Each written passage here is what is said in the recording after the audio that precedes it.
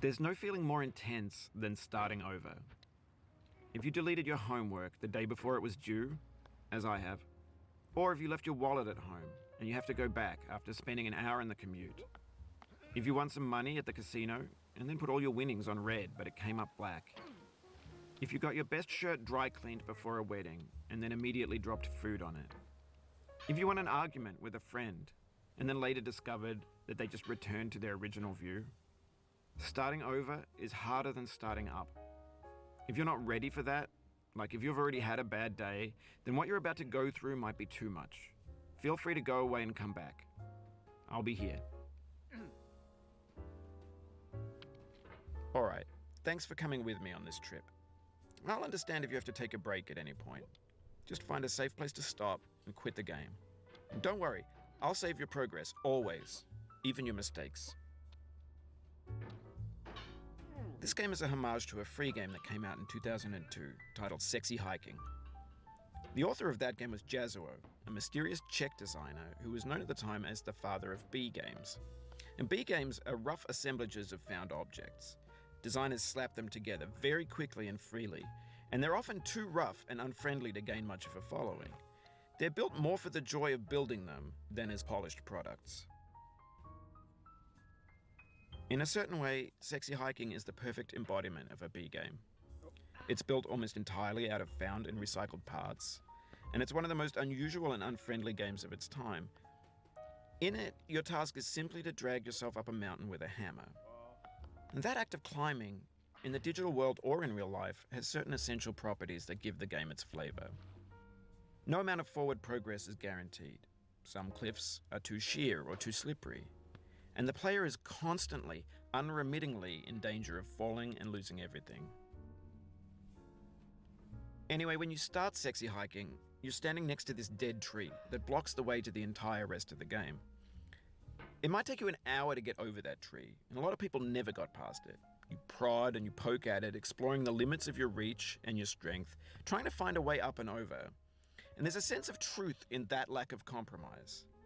Most obstacles in video game worlds are fake. You can be completely confident in your ability to get through them once you have the correct method or the correct equipment or just by spending enough time. In that sense, every pixelated obstacle in Sexy Hiking is real.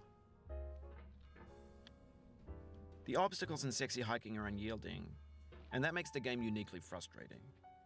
But I'm not sure Jazuo intended to make a frustrating game. The frustration is just essential to the act of climbing, and it's authentic to the process of building a game about climbing. A funny thing happened to me as I was building this mountain. I'd have an idea for a new obstacle, and I'd build it, test it, and it would usually turn out to be unreasonably hard. But I couldn't bring myself to make it easier. It already felt like my inability to get past the new obstacle was my fault as a player rather than as a builder. Imaginary mountains build themselves from our efforts to climb them, and it's our repeated attempts to reach the summit that turns those mountains into something real. When you're building a video game world, you're building with ideas, and that can be like working with quickset cement. You mold your ideas into a certain shape that can be played with, and in the process of playing with them, they begin to harden and set until they're immutable, like rock. And at that point, you can't change the world, not without breaking it into pieces and starting fresh with new ideas. For years now, people have been predicting that games would soon be made out of prefabricated objects, bought in a store and assembled into a world. And for the most part, that hasn't happened, because the objects in the stores are trash. I don't mean they look bad or that they're badly made, although a lot of them are. I mean they're trash in the way that food becomes trash as soon as you put it in the sink. Things are made to be consumed and used in a certain context, and once the moment is gone, they transform into garbage. In the context of technology, those moments pass by in seconds. Over time, we've poured more and more refuse into this vast digital landfill that we call the internet. It now vastly outnumbers and outweighs the things that are fresh and untainted and unused. When everything around us is cultural trash, trash becomes the new medium, the lingua franca of the digital age. And you can build culture out of trash, but only trash culture. B games, B movies, B music, B philosophy. Maybe this is what digital culture is. A monstrous mountain of trash, the ash heap of creativity's fountain. A landfill with everything we ever thought of in it. Grand, infinite, and unsorted.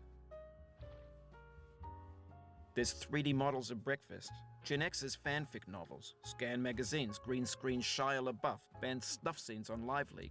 Facebook's got lifelike bots with unbranded adverts and candid shots of Kanye and Taylor Swift mashups, car crash epic failed GIFs, Russian dashcam vids, discussions of McRibs, discarded, forgotten, unrecycled, muddled, rotten, untitled.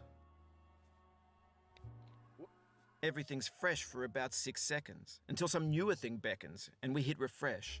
And there's years of persevering, disappearing into the pile, out of style, out of sight. In this context, it's tempting to make friendly content that's gentle, that lets you churn through it but not earn it. Why make something demanding if it just gets piled up